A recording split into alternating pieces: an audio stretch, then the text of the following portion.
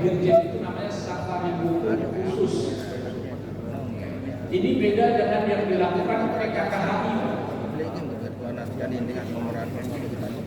Skema pergerakannya ini kira-kira nanti antara 350 sampai 550 orang, masih memungkinkan sampai 550 orang.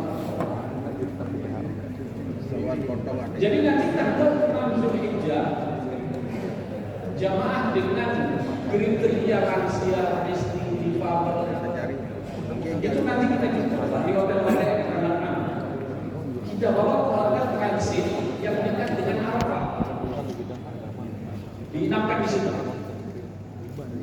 Sampai kapan? Sampai tanggal 14 Zulhijjah. Jadi dia ada di hotel khusus itu.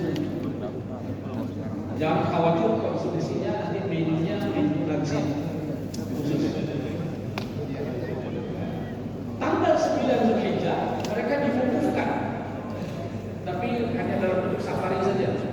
Mungkin nanti digerakkan jam 10, hanya lewat saja Arafah, lalu Arafah ada balik lagi bawa hotel. Nanti bagian pembimbing ibadah mohon mengamankan ini dari segi ibadahnya.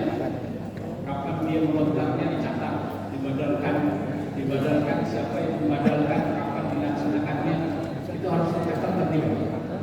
Download Tribun X sekarang, menghadirkan lokal menjadi Indonesia.